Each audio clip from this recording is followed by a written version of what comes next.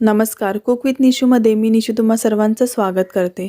आज आपण आवळ्यापासून एक अशी रेसिपी बनवणार आहोत जी अगदी सर्वांनाच आवडते आणि हा पदार्थ तुम्ही 1 ते 2 वर्ष सहज अगदी साठवून ठेवू शकतात. चला तर मग वेळ न घालवता रेसिपीला सुरुवात करूया. सध्या आवळ्याचा सीझन असल्यामुळे अगदी सहजतेने आवळे बाजारामध्ये उपलब्ध आहेत. आपल्याला अशा प्रकारे मोठे आणि एकदम ताजे असे आवळे घ्यायचे आहेत. या ठिकाणी मी आवळे स्वच्छ धुवून त्यांना पुसून घेतले.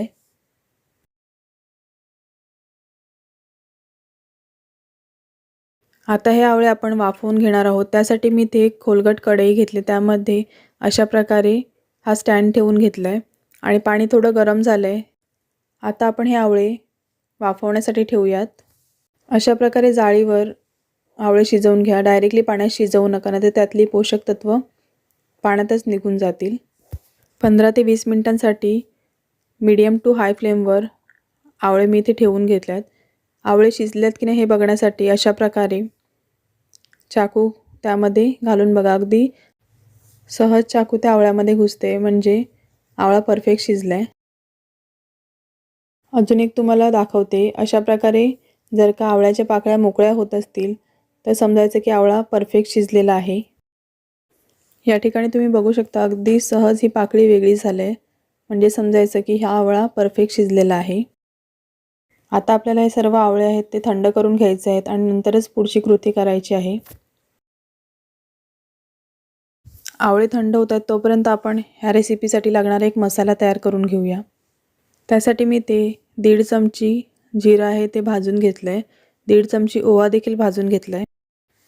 तसंच इथे मी अर्धी चमची हिंग घेतलं आहे. 5 ते 6 आंबोशी घेतल्यात. उन्हाळ्यामध्ये आपण जे आंबा सुकवून घेतो तो इथे मी घेतलेला आहे. आणि अगदी पाव चमची इतका मी गरम मसाला इथे घेतला आहे. तसंच 1 चमची मीठ घेतलं आहे.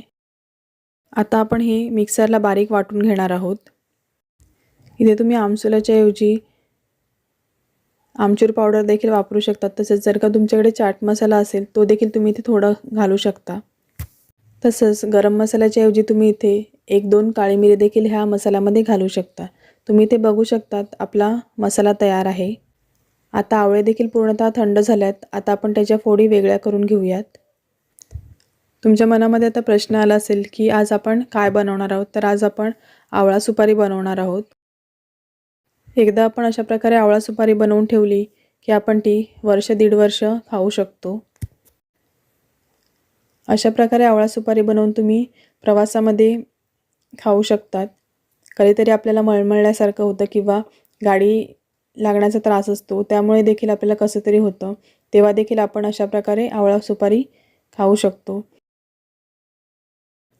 अशा प्रकारे ते सर्व फोडी वेगळ्या करून झाल्यात. आता तुम्ही अशी साईज देखील ठेवू शकता, परंतु इथे मी ह्या एका फोडीचे 2 फोडी करून घेते, जेणेकरून सुकवायला देखील सोपं पडेल आणि जास्त वेळ लागणार नाही. सर्व फोडी आपण अशा प्रकारे 2 भागामध्ये करून घेऊया. तुम्हाला हवं असेल तर तुम्ही ह्यापेक्षाही बारीक काप करू शकता.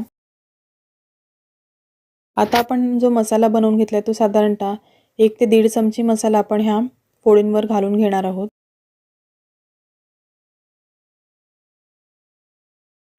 अशा प्रकारे आपण ह्या फोडींना सर्व मसाला लावून घेऊया. ह्यामध्ये आणखीन एक गोष्ट माझ्याकडनं घालायची राहिली ती म्हणजे काळं मीठ. साधारणतः अर्धी चमची इतकं काळं मीठ ह्यावर मी घालते. ते देखील आपण मिक्स करून घेऊया. सर्व मसाले आणि आपण मीठ जे घातले ते मिक्स करून घेतले. आता आपण हे एका पेपरवर काढून घेऊ. इथे मी बटर पेपर घेतला आहे. अशा प्रकारे मी स्टीलचा ताट एक घेतला, त्यावर बटर पेपर घालून घेतलेला आहे आणि त्यावर आता आपण ह्या ज्या फोडींना मसाला लावून घेतला त्या सर्व फोडी पसरवून घेऊया. बटर पेपरऐवजी तुम्ही इथे एखादा सुती कपडा देखील घेऊ शकता.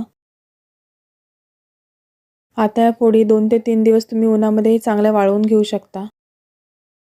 आणि तुमच्याकडे जर का जास्त ऊन येत नसेल तर फॅनखाली ह्या साधारणतः 3 दिवसांसाठी तशाच सुकवून घ्या आणि नंतर 2 ते 3 तासासाठी तरी उन्हामध्ये वाळवून घ्या. साधारणतः 3 दिवस मी इथे ह्या फोडी उन्हामध्ये वाळवून घेतल्या आणि तुम्ही इथे बघू शकतात छान असे आवळा सुपारी आपली इथे तयार आहे. आता तुम्ही ही आवळा सुपारी स्वच्छ अशा बरणीमध्ये छान वर्ष ते 1.5 वर्षासाठी भरून ठेवू शकता. आवळ्याच्या फोडी सुकवताना त्यावर एखादा मलमलचा कपडा किंवा एखादा पातळ कॉटनचा कपडा घाला, जेणेकरून जर का धूळ वगैरे असेल तर ती त्या फोडींवर लागणार नाही. आजची रेसिपी जर का तुम्हाला आवडली असेल तर व्हिडिओला एक लाईक करायला विसरू नका. तसेच अजूनही जर का तुम्ही कुक विथ निशा चॅनलला सबस्क्राईब केलं नसेल तर प्लीज सबस्क्राईब करा आणि बाजूला असलेले बेल आयकॉन आहे ते देखील प्रेस करायला विसरू नका. Thanks for watching this video.